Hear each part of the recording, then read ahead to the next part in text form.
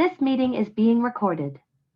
Good morning, everybody. Today is Sunday, July 10th, 2022, and you are watching or listening to another amazing edition of Forward Maryland. I'm Bill Woodcock. And I'm Steve Hunt. Good morning, everybody. And you have tuned in to our big 2022 official primary prognostication show.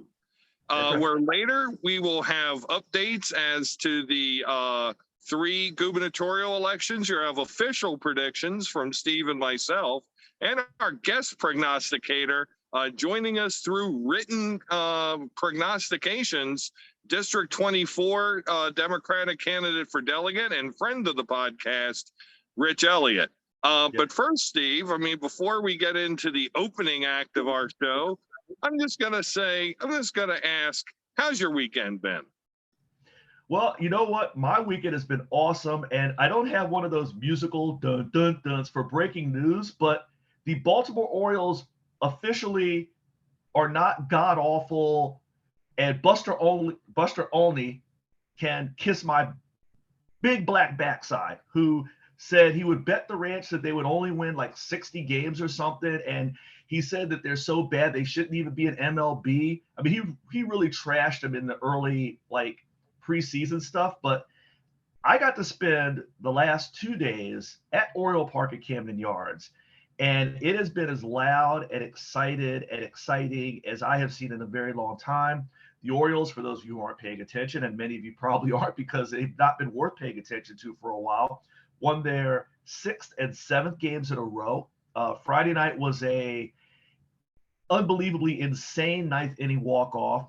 I decided not to go with the Hawaiian shirt floppy hat combo that I now have from the 2 games because I thought that would be a little bit much. But head to the Orioles shirt, old school Negro Leagues hat to celebrate the O's because they might go totally in the tank from here on out. But as of right now, they are a lot of fun. Bill, how was your weekend? Well, it's been good. And just the thing about the Orioles, I watched the game Friday. I didn't see any of the game Saturday, but I did follow it. No, that Friday game was incredible. The first time in MLB history, so going back to 1876, where a team had given up a tying or go-ahead home run in the 7th, 8th, and 9th innings, and yet won the game. And then they won, and so they won, I think 6-5 on Friday, and then and then they proceeded to win 1-0 on Saturday. So they could outslug you, they can outpitch you.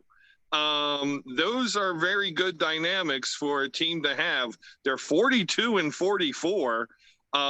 When they won their 42nd game of the season last year, I believe they had already lost about 105 games. So, and they're only about 3 games out of the wild card. So something is going on here. This team is getting good. And it also has the strongest farm system in baseball. Yeah. Oh, and the number 1 overall pick. I believe 4 picks of the first, 110 in the MLB draft later on this month. Something magic is happening, as the song says. So it's a fun thing to watch. Almost as fun as the political arena, as now early voting in Maryland is upon us. And if you're a political junkie like we are, surely your social media posts are replete with smiling, happy people holding hands with the other ones firmly entrenched with a knife in each other's back as they go and proceed through the early voting process, which goes on through the 14th. So I know I've already mailed-in voted, and I understand mail-in votes, Steve, aren't going to be fully read until the 29th of July, which is a little bit interesting. But I have seen some fascinating things. So before we get to the statewide prognostications, let's talk about some local stuff. And where else are the yokels more local, or the locals more yokel, than in our own beloved Howard County? Steve, what's your sense on the hustings in Southeast HoCo? Well, I got to tell you, there have been some very interesting dynamics going on here, and the one race that has just gotten to next level is our Council District 4 race, where you actually have three candidates, incumbent Deb Young, and then challengers Jancis Evelyn and Hank Boyd. But it seems to be boiling down to an Evelyn Young race, quite frankly. Although I got to say, for the record, I've been impressed with what Hank Boyd has brought to the table and how he's performed. But the mudslinging, and I don't even know if mudslinging is strong enough of a word. I thought going in that the Council District 1 Democratic primary between incumbent Liz Walsh and challenger Naveed Kurtam would be the nastiest race of the bunch.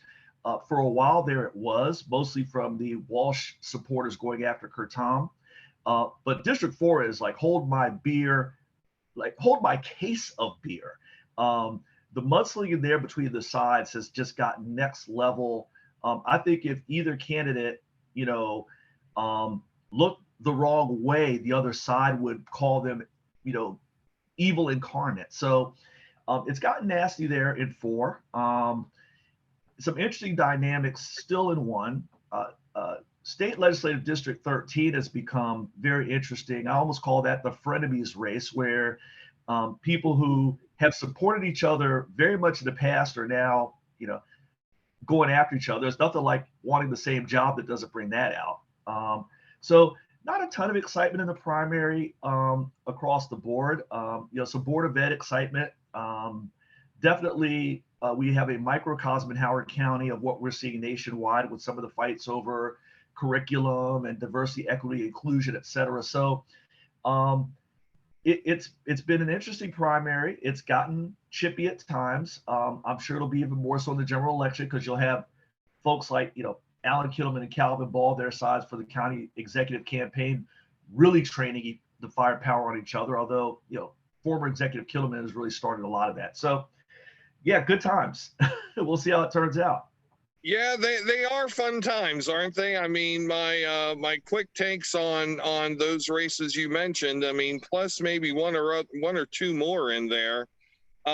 District 13, I will admit, I broke the slate. I did not vote for all of Team 13. I voted for 2 out of the 3, and I voted for one of the challengers. I'm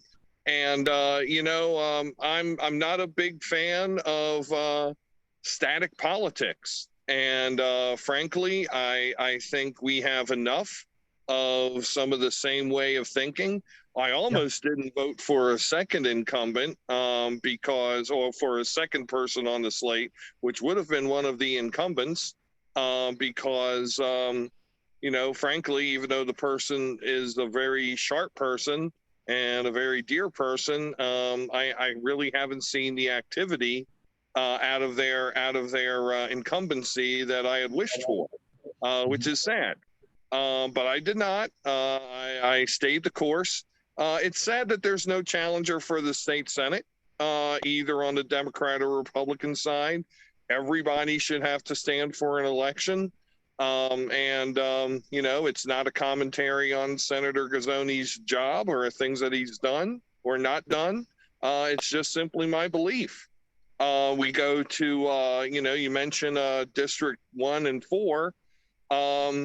The candidacy of Naveed Kurtam is what is wrong with politics today. There's very little, and Steve, you and I have talked about this over the months. And I think we both hoped that she would get a little bit better, that she would get a little bit less pre-packaged and pre-contained. I mean, she's like the single serving dog and cat food packages I buy for my animals. I mean, she's pre-packaged. All you have to do is serve and let Fido or Fluffy enjoy. And that's not how to lead a district of 70,000 people. That's not how to be a good steward of $1 billion+ of county funds, really $2+ billion when you figure in the money that goes to the school system. And, if you look at this person's record of who they're supporting or who's supporting them, it's very troubling, very heavily impacted to the development community. So, Liz Walsh has not been a perfect council member for District 1, but I believe I can trust her, as she has been the last 4 years, to be independent and thinking about the people of her district first. Not about her own election, or not about who's giving her money or not giving her money. So we'll see what happens there. But frankly, I hope she pulls it out. District 4 is a harder turn to call, because you're right. It is mean and nasty. When we're now down to posting videos of people in parking lots and did they say this? Did they mean this? What did they mean by whatever? It really, let's just say it all needs to chill out. The good thing is that District 4 probably will not turn to a Republican candidate anytime in our lifetime, or at least not the next 10 years, 12 years, through the next redistricting. But that doesn't make what's going on there okay. So, Jansen, Eveline, he's Eveline. I didn't know it was Eveline. I thought it was Evelyn. Okay. Seems like a good guy. I've only chatted with him briefly and that online. Seems to also be supported by some of the same people as Ms. Kurtam. But also seems to have a lot of legitimate grassroots efforts. If I had to guess the winner of that race, I would guess that he wins that primary. So we will see what happens. A couple other races I wanted to mention. Of course, there is a contested primary in state delegate race 9A between both sides, actually. Between three friends of the podcast, current school board member Chow Wu and prior candidates Steve Bolin and Natalie Ziegler, who have all been on the podcast. It's a shame that that not all three of them can be elected. We will see. I mean, Chow is kind of running a little bit against the wind, as Bob Seger sung, as many of the other Chinese American candidates who are, tend to tack more towards the conservative side of the spectrum, and tend to more, look at Li-Feng Chen, the candidate for Board of Education, who has a conservative platform.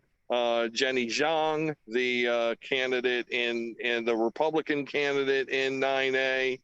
Are there enough folks in the Chinese American community that helped put Chow over the top, but also in the community in general, also considering that it's a new district containing a lot of northern and northeast Montgomery County? Will there be enough for him to single shot in over or in between of the other two candidates? We shall see.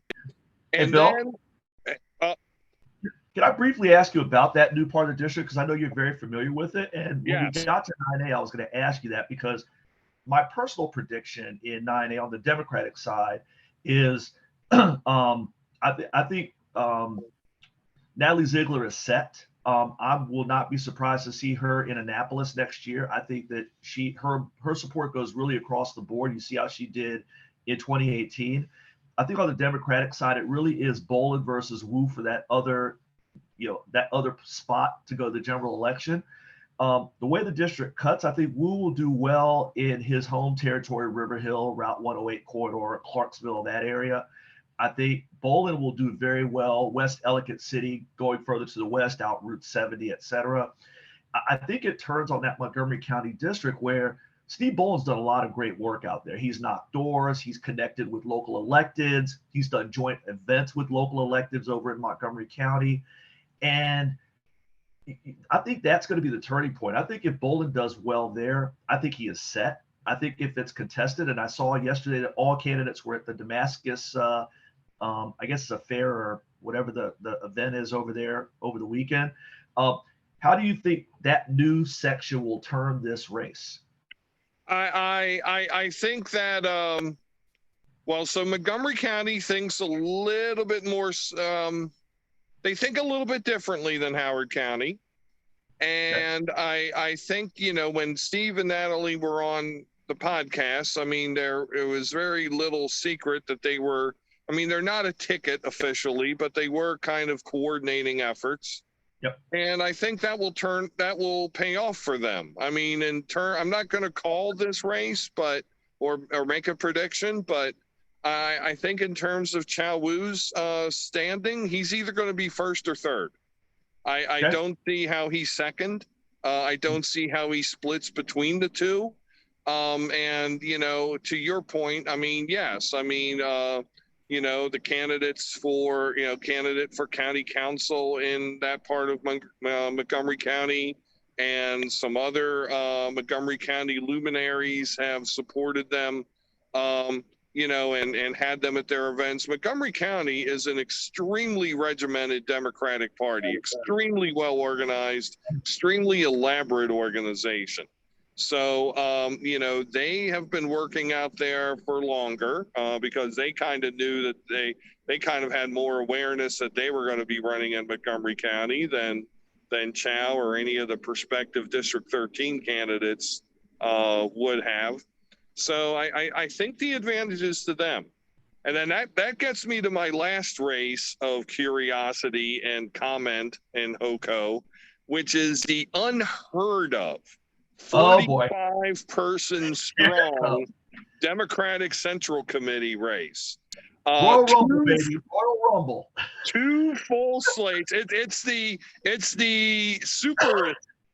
Royalist Royal Rumble that they do in Saudi Arabia every year. It is the extra royal. It is the trans royal. 2 full slates of 20 candidates and 5 folks who are running who are not on the slate. Steve, I will not make mention of which slate I picked which from, but I picked 10 candidates from one, 7 candidates from the other, and 3 who are not on either slate. And I'll admit 2 because they were good enough to come to my door. So that works. And so that's that. I mean, that's what I did, and I called it a day. Now, if those 20 people, and I did split 10 males and 10 females, although you didn't have to, it's top 10 vote-getting females, top 10 vote-getting men get on the Central Committee. If those 20 people were to get on, holy moly, the sparks that could fly. But also potentially the great things that could happen if there is truly grassroots leadership and sustained momentum towards a new version of the Democratic Party. I read a very long article in last week's New York Times Magazine, Steve, about the plight of Democrats and especially moderate Democrats. And, we're facing, moderate Democrat policies win elections. However, the social messages of the more liberal Democrats, or as this article more well states, the social messengers of the more liberal Democrats are not very popular. What struck me in this article, Steve, is that there's a bargain to be had there.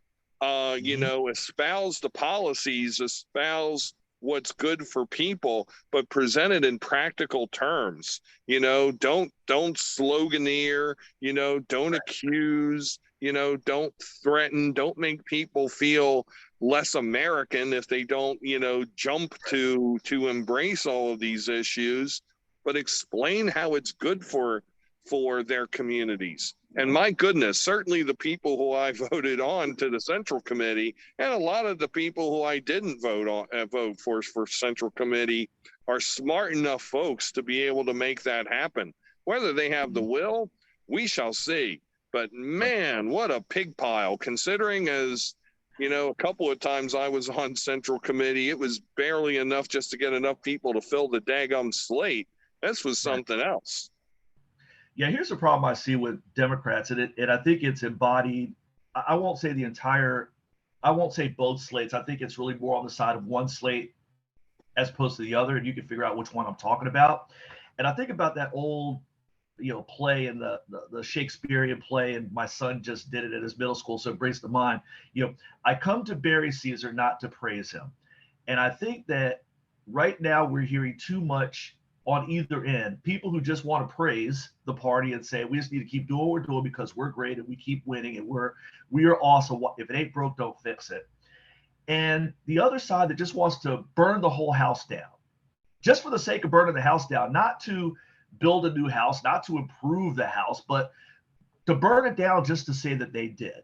And to me, the answer is somewhere in the middle. And you can still support your party while still being critical of it. You can still point out the issues where they could be better without saying, just stay home or don't vote for them or vote third party or, we don't like this person, so just screw them. We're seeing a lot of that playing out nationally with the president, where, you've got Democrats saying, oh, the heck with this guy. He sucks. And I'm like, do you not see the position this guy is in and what he's having to deal with just to move a paperclip across the table? There's no, hey, he's doing a good job considering, but maybe we ought to try to help him get to another level as opposed to, oh, he just sucks, he needs to go. And I think we're seeing this play out locally with the Central Committee race. So as a Democrat, I want to see a combination of constructive criticism in the name of helping our party be better without just trying to tear the whole damn thing down. And that's kind of where I am. Call it a moderate position. Fine, I'll take the heat. But I think it's a little more in the middle between that status quo view. And you mentioned that in the District 13 race. I will tell you, I went the same way you did, by the by. Yeah. But that's where I'm at. The status quo is no longer sustainable if you're a Democrat. We need new thinking. We need new people, or we need to start at least introducing new people. I don't think we need to throw them all out, but we need to start the transition. And that was one thing that the president, talked about after he was elected. He sees himself as a transitional president, converting this on to the next generation of leaders. That's what we need to start seeing, and not throw everybody out and put them out to pasture because they've been around for longer than a minute and a half. But stop holding back that new thinking. So we'll see how that plays out with the Central Committee. I think one of the slates has too much of an element of we've come to burn the house down. And I don't think that's the right answer. I don't think calling people corrupt because you don't like them is not the right answer. There's a better answer. Maybe if we do get more of a mix, maybe they'll find their way to what I believe is the right answer to carry the party forward in this county. Well, you're right. And so let me also characterize the other slate, which is our leadership right or wrong. And that's also not healthy. So some things need to happen. One, yes. Our Democrat leaders in Howard County need to be open to criticism because yes. Listen to the people who are in the communities. They know they're not stupid. They pay attention and they actually do want you to be successful. That said, not all their ideas are going to be good ones, but damn it, it's not true that none of them are. And then the third thing is there needs to be some cojones in our Democratic Party structure where dissent is tolerated, voiced, and even encouraged. I don't see where that happens anymore. I see where our structure is all good to support the leadership we have now and that's wonderful. But having been in that dark time of the 90s when we were last very solidly obedient to a Democratic county executive, and then we wound up losing our socks. One election, the county council, and then the next election, our one election county executive, and then the next election, the majority on the county council, and being part of the central committee group who won the county back in 1998. Man, I hope that people's faith in those registration and turnout numbers are justified, because we could bid well to have that exact same scenario play out. But whether it will, we will see. But we want to spend about 15 to 20 minutes to talk about the statewide elections. So, Steve, I think the first item up is comptroller. I have the prognostications of Richard Deshay Elliott, who even has gone so far as to predict a margin of victory in this race. I'm not going to be that bold, but Steve, when it all shakes out, come somewhere the end of July, who do you think is going to be, or are going to be our candidates to be the next state comptroller? Well, I will be honest with you and say I've not followed the Republican side on this race, so I don't know who's running. So I'm not going to even touch that race. So forgive me. On the Democratic side, I'm just going to make a statement here. It is probably not very bold because I don't know how many people would disagree with me. I think Brooke Learman has run about the best campaign of any candidate in the state, certainly at that level of what we call the big three, but maybe across the board. I mean, got in early, raised money, got support, knocked doors, has all the energy. And what I will say is this is not an indictment of Tim Adams, who seems to be a decent fellow with a hell of a story. If you really look at the story, I love his ad where he says, "Let's roll," because he happens to be in a wheelchair, and kind of that whole I'm going to take my situation, turn it to a positive, I think is cool. So this is nothing against Tim Adams, but I think Learman's just run such a good campaign. Her recent ad where she's got a bunch of African American leaders and showing her support there. Baltimore roots was going to get her votes there, as opposed to booing Mayor Adams. She's just gotten it done, man. And I just don't see her. I'm not going to no margins like our friend Rich Elliott, but I think it'll be an early and quick night with Ms. Learman becoming at least the nominee at this point for comptroller. Bill, who you got? And who does Rich have? Well, I would agree. I think it's going to be Brooke Learman, and so does Rich Elliott. Tim Adams is an impressive guy. I've had the opportunity to meet Tim on one of his swings through Howard County. Certainly a very smart man, capable man, and yeah, he could be a terrific comptroller for the state of Maryland. A self-made small businessman, in Tim Adams. Brooke Learman, and we've said this before in talking about these statewide races. Her campaign, it's like she's running for governor, and she would have been a strong candidate in that field, but it's not. But if the governor's mansion turns Republican in November, she moves right to the head of the field of candidates in 2026 or whenever there's a vacancy the next time. So I think she's going to win. I'm very impressed by her. And again, her campaign, to your point, has been top notch.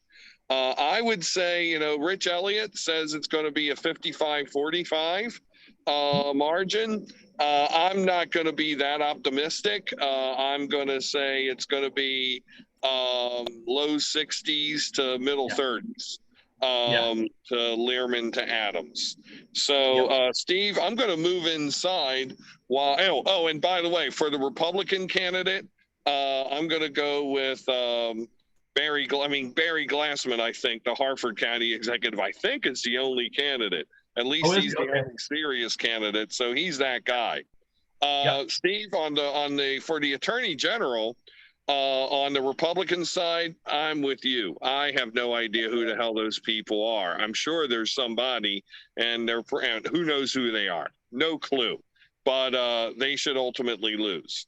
But this race is really between Katie Curran O'Malley and Congressman Anthony Brown. I congratulate Congressman Brown for once again having the worst statewide ads 2 election cycles in a row and missing one in between. That commercial where he's so happy that his wife is going to vote for him for attorney general.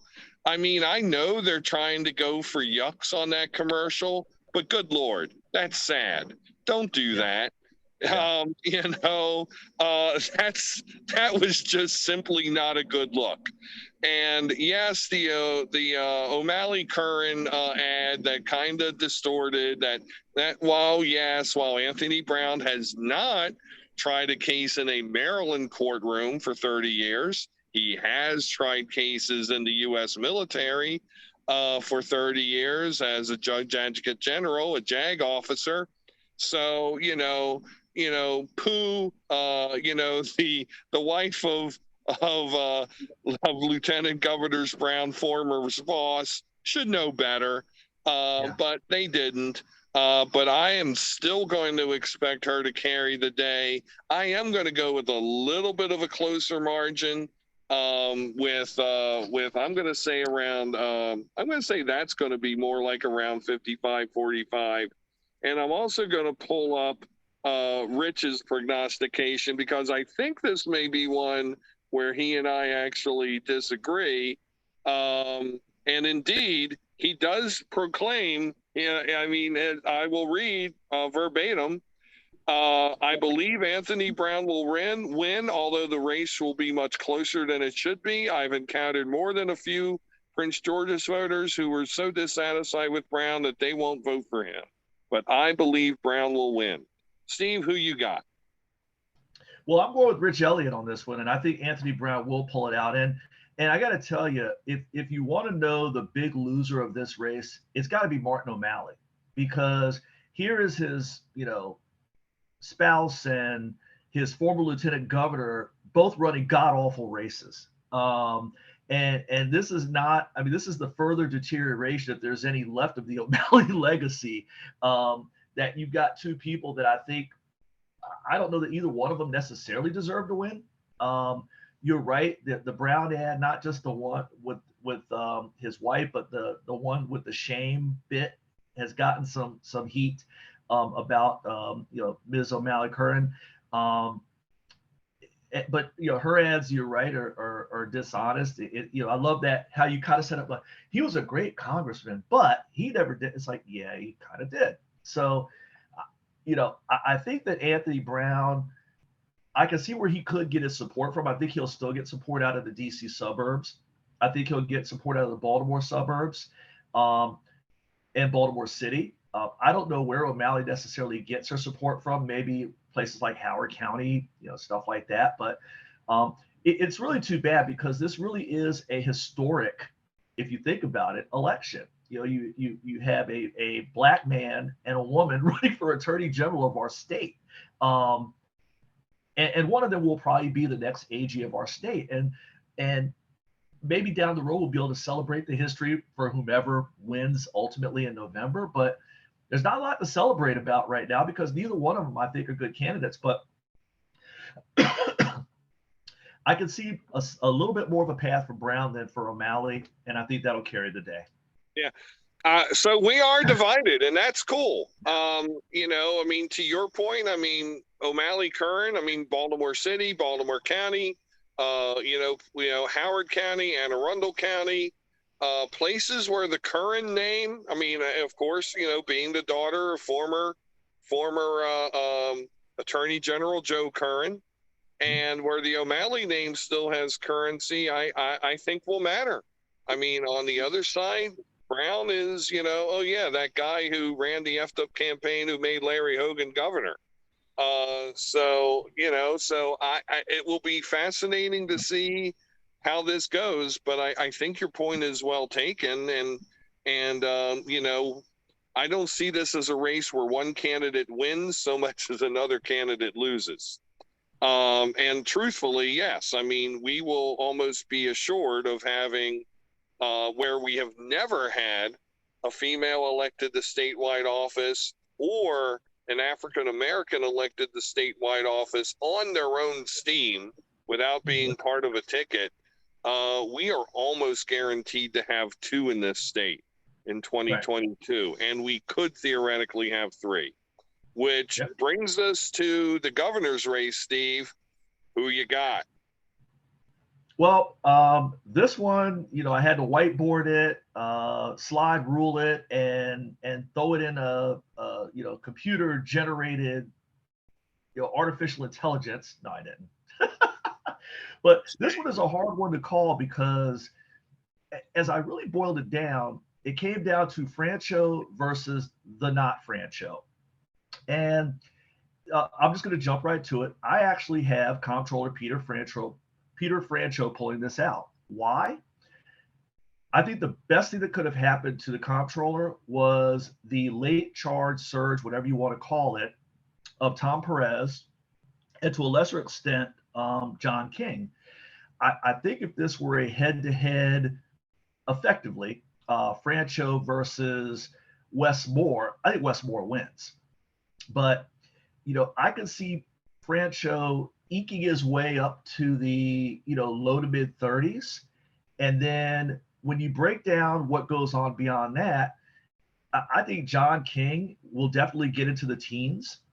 I think Tom Perez will absolutely get into the teens and could push 20. If you look at I'll say, as we say in the old college polls, others receiving votes, your James, your even Baker, even though he's not in it anymore, your Gansler, on and on and on. They could threaten, 7 to 9%. And there's not enough left for Wes Moore to catch Peter Francho. So it's going to be a plurality. It's not going to be impressive. It's probably going to be even less impressive than Ben Jealous winning with 40% of the vote back in 2018. But I think that I think Peter Francho has a higher ceiling, albeit not much of a ceiling, right now than the other 3 candidates who have people thinking. I mean, I'm seeing people out there saying, "Hey, I decided to vote for John King." Well, to me, a vote for King hurts Wes Moore. I'm seeing a lot of energy around Tom Perez. A vote for Perez hurts Wes Moore. So I think his number will get knocked down enough. And it'll be Peter Francho. On the Republican side, I stick with Dan Cox. I just think that, I know there's been a lot lately, people trying to get Kelly Schultz over the finish line, although one person who's not trying is Larry Hogan, who, according to news reports this morning, is going off to New Hampshire to do a barnstorming to try to bolster what will be a failed presidential run. So either he thinks she's going to win or he's washing his hands of it and getting out of town. So I think it's going to be, Dan Cox and Peter Francho in the fall. Bill, who do you and Richard Deshay Elliott have?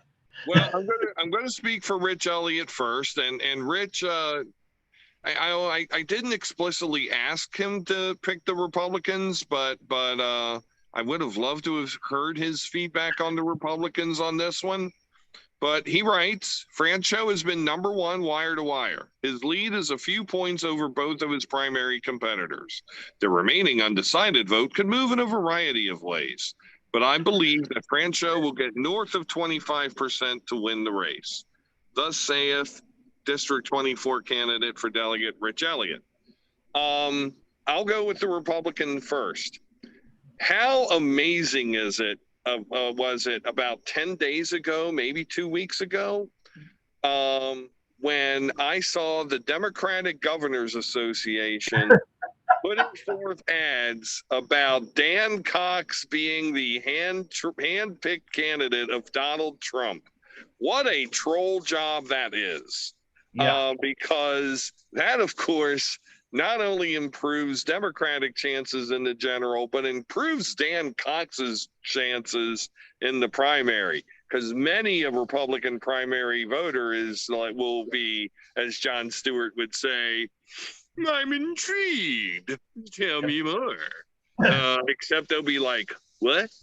And when they find that their Cheeto Jesus indeed endorsed Dan Cox, as he did for a telephone on the 25th of June, then that is starting to spell the beginning of the end for Kelly Schultz.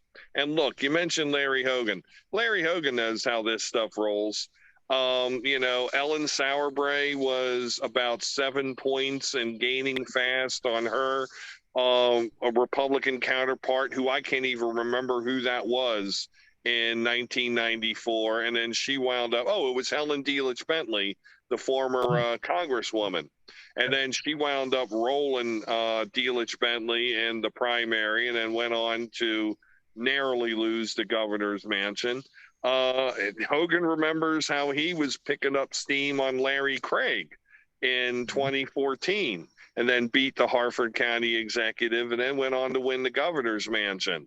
Dan Cox is only a few points behind Kelly Schultz, having only raised a small fraction of the money.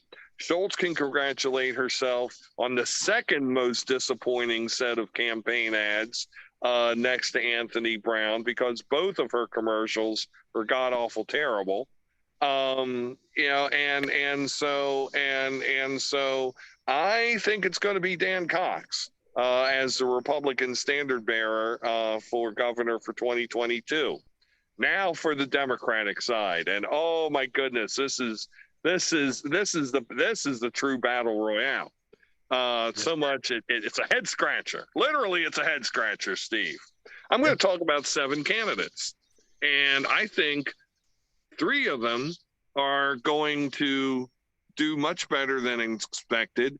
One should really be kicking himself in his butt. And then there's 3 where this really comes down to. The 3 who I think are going to do better than expected are Ashwani Jain, who's been working very hard. And even though his percentage may only go up to about 5%, that's a crucial 5% of this vote, given this primary. Yeah. I also think, I wasn't even going to mention John Barron, who's been running ads. So I'm going to talk about 8 candidates. I think John Barron's going to get himself a couple extra percent of the vote due to his ads, which have been pretty interesting. I mean, they're nice. They're like John Barron, very nice, very thoughtful, but it'll turn some heads and it'll get some people to vote his way. But the 2 I'm thinking of are John King and Doug Gansler. Both have been doing also solid ads. As we've talked about in recent weeks, not enough leg to go the distance. But to see them both in the low teens is not out of the question. So now we're already talking about 35 to 40% of the electorate, including all those undecideds, off the table between Jane, King, Gansler, and the other person I'm going to mention is Rush Baker, who really should have kicked himself in the ass, having had the public financing.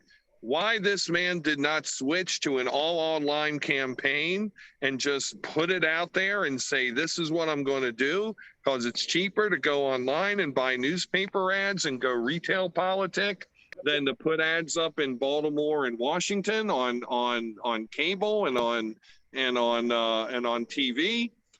Don't know why that didn't happen. A little bit of a tactical error. And even though he may not have done anything but play spoiler in a campaign where if a candidate gets a third of the vote, it's going to be amazing. Baker would have been in the mix for this.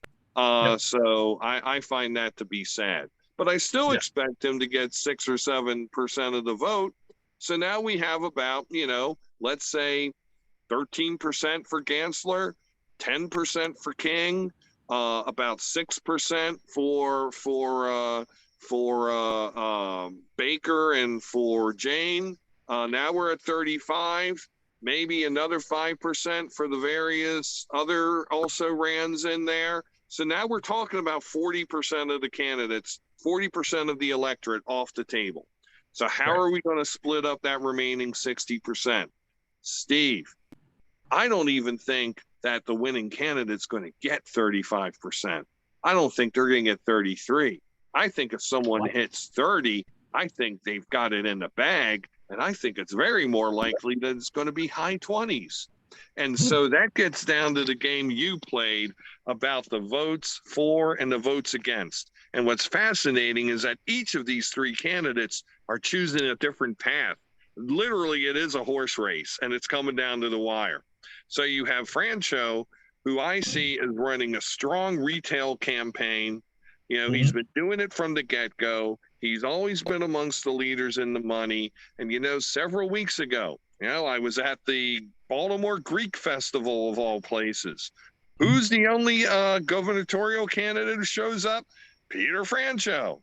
You know, I've made this comment before. You know, Wes Moore's done some of that retail politicking in over the past several months, but I don't think he's done as much. So Wes Moore's lane is the establishment support. You know, the Speaker of the House, the President of the Senate, much of the legislature, much of the Democratic establishment is supporting Moore. You know, I do see a path where Moore can win, but does he get over that hump where he's at about 25%? I don't know. And then there's Perez. I saw Tom Perez on CNN at around 8:30 in the morning yesterday. Well, why the hell is Tom Perez 2 weeks out from the election, and while early voting is going on, why is he on CNN giving an interview? And it wasn't about his candidacy. I forget what it was about. If it was about January 6th or the January 6th committee or what was it about? But it wasn't about his candidacy or about the Democratic Party, because Perez's lane to the election are those people who are watching CNN at 9 o'clock on a Saturday. You know, the people who are in Montgomery County, Prince George's County, Frederick County, Charles County, Calvert County, the federal workers, you know, and the people who are dependent upon the federal government. So all of those people are his lane. Ultimately, I'm going to say this. I think it's Perez in third with probably about 18 to 20%. I think it is, what do I have to do? My pie is 60% now, right? So I think we get Perez in third with about 16%. I think we get Moore number two with about 21%. And winning with a whopping 23% of the vote, it's Comptroller Peter Francho. I mean, now, could I see it go any one of three ways? Yes. I can see a path for Wes Moore to have victory and for Tom Perez to win. But I think at the end of the day, Francho's experience matters, that he's been there matters. When, Francho, your comptroller for 16 years mattered.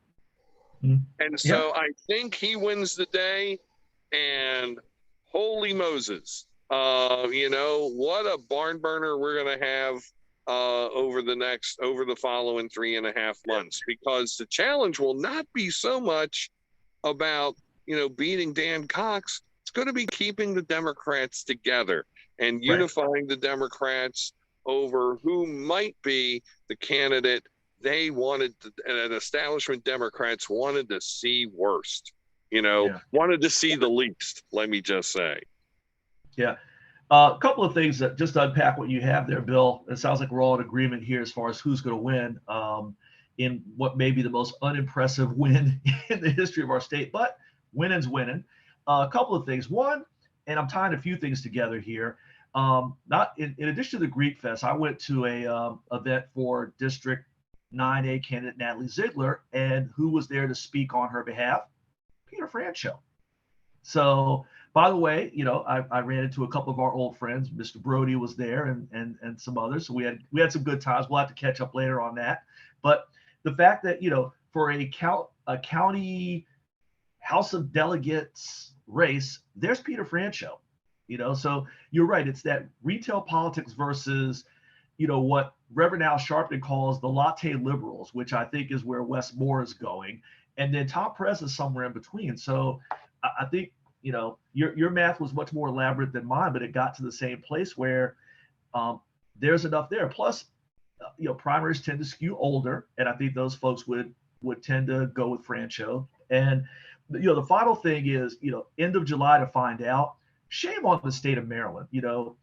Again, we've talked about before. Florida's a flaming hot mess, but at least they count their early votes early so that on election night they already have that built in and you can get a result. Unlike Pennsylvania. So my charge to our state legislature is, can we change that to where you can count the early votes early so that on election night we have a result? We're not waiting around until who knows when in a close race to find out who won. So please do that. But yeah, agree with what you're saying there. I think the only thing that might help Franchot in the fall is not so much everybody loves Franchot, but if a Dan Cox gets nominated, maybe scaring the crap out of Democrats into voting, I'm not above that either. So that might be the ticket of, the old Joe Biden, don't compare me to the almighty, compare me to the alternative. That might be the ticket in the fall if it's Franchot versus Cox. You might not love me, but do you really want that guy? And we'll see if it works. Plus, I think that in that race, Franchot will pull independents and more than a few Republicans. Those primary results may just wake up the Democratic Party, and along the lines of what we were talking about earlier.